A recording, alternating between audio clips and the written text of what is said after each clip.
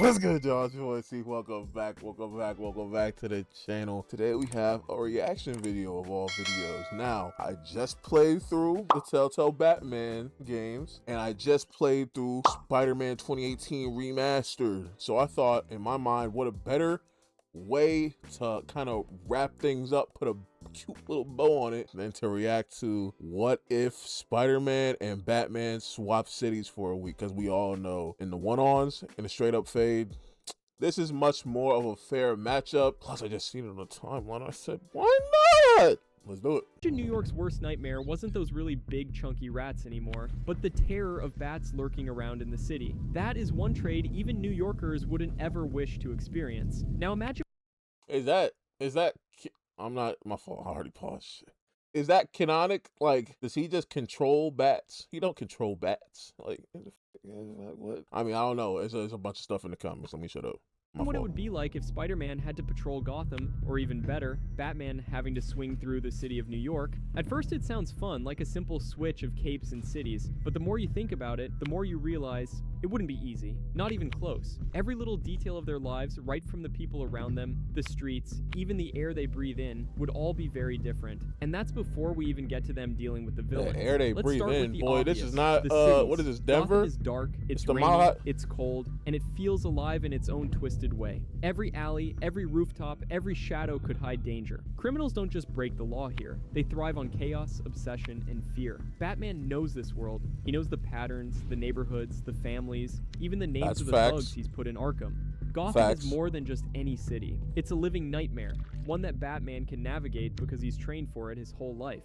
New York is different. It's loud, it's crowded, and it's fast. It has its own kind of danger, sure, but it's a lot less about fear and more about chaos. Traffic, pedestrians, towers. That's one thing I didn't think about. Wait, Batman, bruh, he gonna get Mickey'd out by the Avengers, bro. But we're talking about solely Spider-Man villains here. So like the Sinister Six and like, you know what I'm saying, that realm of people that Peter would handle while the Avengers are off Earth. Pretty much real life New York, actually. Someone said that in my comments. I was like, off Earth. Everywhere. They're off Earth. Spider-Man thrives here. Cool. He swings between buildings, threads through people and cars, and knows when to joke, when to dodge, and when to act. New Yorkers may groan about traffic, but they're not living in constant terror. Spider-Man knows them, their stories, and their routines. The city— Boy, if I was a New Yorker in what is it, Earth 616, boy, I'd be fearing for my life every day, boy. You get off an 8-hour shift, you come outside, the Hulk use your car as a fucking boxing glove, boy. It's dangerous out here. It's probably not as like,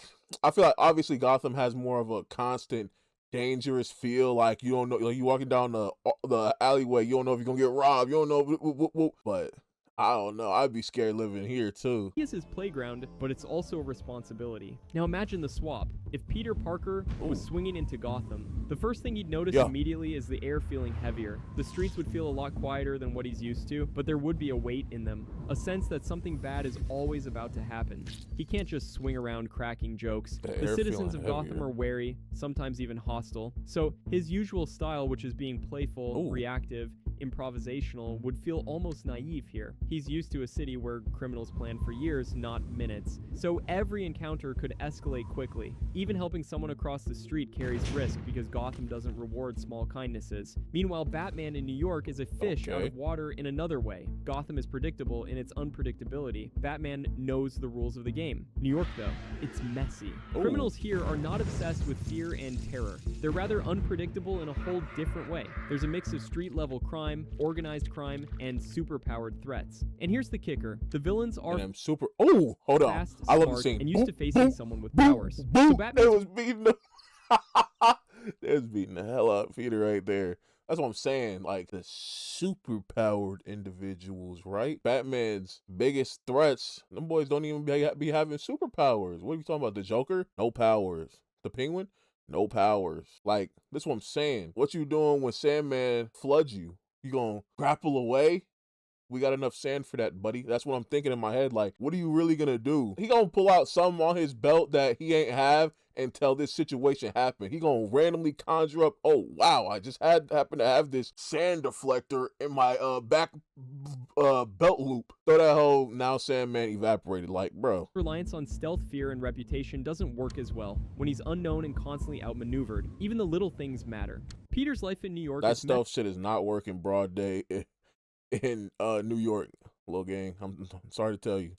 Messy but human. He has Aunt May, Mary Jane, Harry, friends at the Daily Bugle. There is anchors. If he's in Gotham, suddenly those anchors disappear. Alfred can help, sure, but he isn't Peter's quirky, empathetic support we would system. give him Alfred. And Batman, removed from the Bat family, loses his stabilizers. Alfred.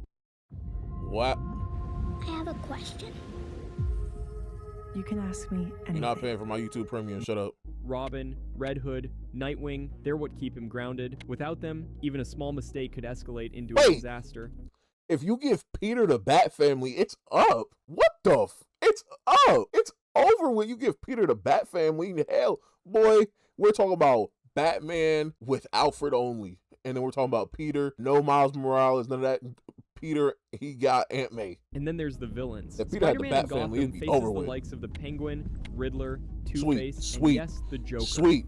Look at this. Look at that, boy. Breakfast, lunch, dinner, and a snack. Come on, man. That's easy work. That's easy work. You telling me Peter could 1v... Okay, maybe not 1v4 because they got some devious mines and traps laid out. Riddler is just annoying, to be honest, bro. And Two-Face, bro, I low-key, bro. Flip the coin, bitch. On paper, these are terrifying names, but for Spider-Man, they're doable. These villains rely on fear, planning, and manipulation. They don't have super strength or alien tech. Spider-Man's agility, reflexes, and spider sense give him a huge edge. Thinking about Scarecrow's fear toxin, spider sense helps him dodge the worst. How about Two-Face's traps? Well, he can just simply swing around them. Joker's chaos? Peter's tricks might actually frustrate him more than he expects. Spider-Man in Gotham would struggle morally, yes, but physically, he'd survive. Batman in New York has a much rougher week. Green Goblin, Doc Ock, Venom, Carnage. Demons. What is Batman gonna do against Venom? Seriously, these are the things you gotta think about. What is Batman gonna do against Venom? Carnage? Stop.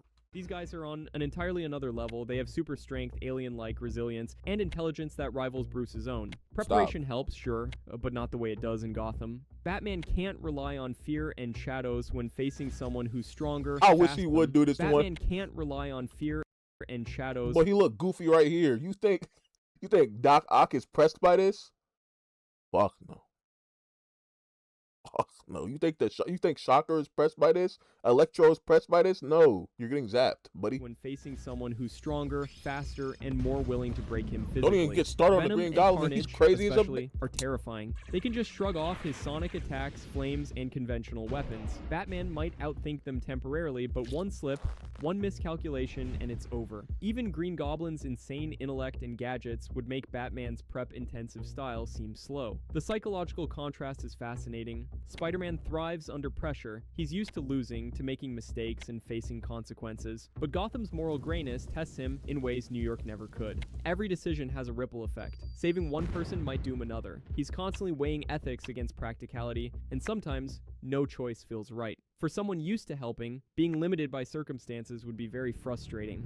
Batman, by contrast, is all about control and planning. New York strips that away. Threats are chaotic and superhuman. He can't always prepare for every eventuality. He's used to a city where fear and reputation work as tools. In New York, however, those tools are meaningless against enemies who can tear through steel, manipulate machines, or fly. Batman's mental strength is tested in a different way. It isn't through moral dilemmas.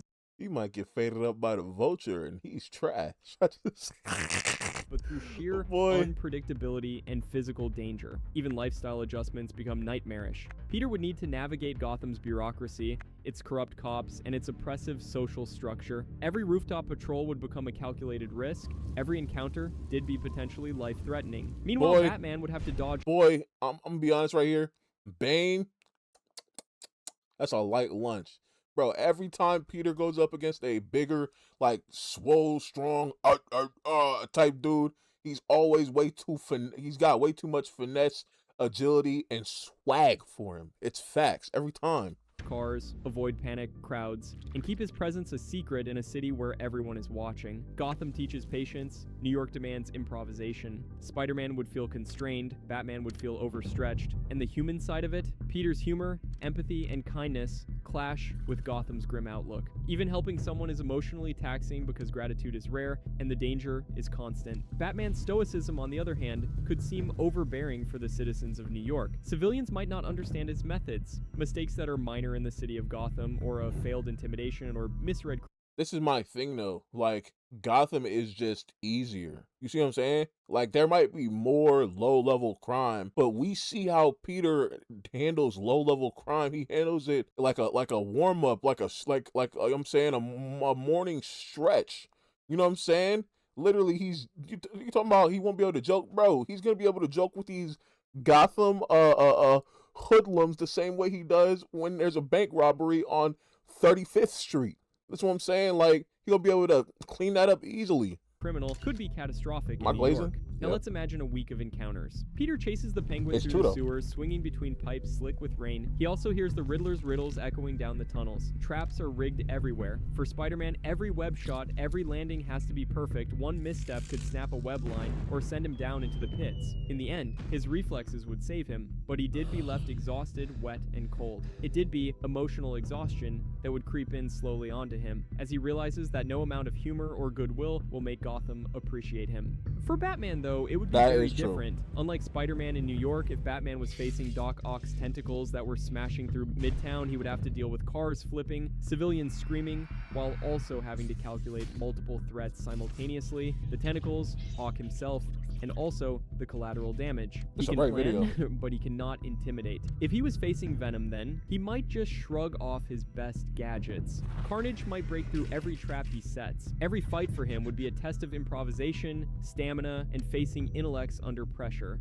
And Cap, because you know he's gonna win some, if not most, of these fights. Let the Batman writers tell it, but they just have to find out a way to Cap in a way that it makes sense, or seems like it makes sense. Batman can't just rely on prep time. He would need to adapt in real time, often reacting instead of anticipating. Bruce would very often feel the pressure of unpredictability, not from fear itself, but from pure, raw chaos. And by the end of the week, both heroes would learn something vital. Spider-Man would understand the relentless obsession and psychological burden that Batman carries daily. Living in Gotham, he would experience firsthand the moral compromises, the constant threat of failure, and the weight of fear that defines Batman's very existence. Batman, meanwhile, would feel what Peter deals with every day: a city that never sleeps, enemies that would defy expectations, and civilians who can be both help and hindrance. Each of them would grow, learn, and be humbled at the same time. The experiences would highlight what makes each of them remarkable. It isn't Boy, I just realized, Peter is so much more focused on saving the civilians than Batman would be. Bro, Batman wouldn't really even, he's definitely not caring as much as Peter. He's definitely not saving civilians as much as Peter, for sure. Not saying he wants people to die. Obviously, he doesn't want people to die, but like, keep it a buck, bro. Keep it a buck, bro. If Green Goblin blows up a building and the building is falling and about to land on a middle school or something, R.I.P. You know what I'm saying? Like, what? First off, what is he gonna do? Second off, I don't like that. I don't feel like that's one of his priorities. Like, he's gonna be like, he's gonna feel bad about it, but like, it's like, come on, bro. What are you talking just about? their powers, but their ability to adapt, empathize, and survive in environments completely hostile to their usual methods. And here's the kicker: neither hero would come out unscathed. Spider-Man would be emotionally drained. He did become a lot more aware of the fragility of human life under extreme circumstances. Batman, on the other hand, would be physically challenged, where he would be forced to think on his feet against threats which he cannot intimidate or predict. This is the thing about superheroes: their worlds shape them. Gotham makes Batman a strategist, a detective, and a moral anchor. New York makes Spider-Man resilient, improvisational, and empathetic. Swap the cities for just 1 week and you strip them from their comfort zones, forcing them to confront their weaknesses, strengths, and humanity in ways they never imagined. In the end, it's not about who would win in a fight, it's about who would survive mentally, emotionally, and physically in an environment completely alien to them. Spider-Man would learn patience, psychological resilience, and the hard edge of moral compromise. Batman would learn improvisation, emotional adaptability, and the danger of over-reliance on prep and technology. If an actual swap was to happen by any chance, then both of them would return to their own cities with a deeper understanding of themselves, their enemies, and the worlds they protect. So the next time you imagine a simple superhero swap, remember, it's not just a switch of buildings, gadgets, or suits. It's a switch of responsibility, danger, and emotional weight. Gotham would break Spider-Man in ways New York never could, while New York would challenge Batman in ways Gotham never does. And after 1 week of living each other's lives, both heroes would respect the other, not just for their abilities, but for the resilience it takes to survive a city that refuses to bend for anyone. I'm gonna keep it a bug. He didn't say it, so I'm gonna say it. A week in New York. If the Avengers are not there, Batman's dead. I mean, he's cooked. Realistically, he's cooked. He's fried. I do agree with what he said about Spider-Man. Spider-Man is definitely going to take a mental toll, but he's definitely surviving easily. I don't even know if a week would do that much on his mental. He'd feel bad for sure, but like, but he get over that, boy. He'll be right back in New York in a minute.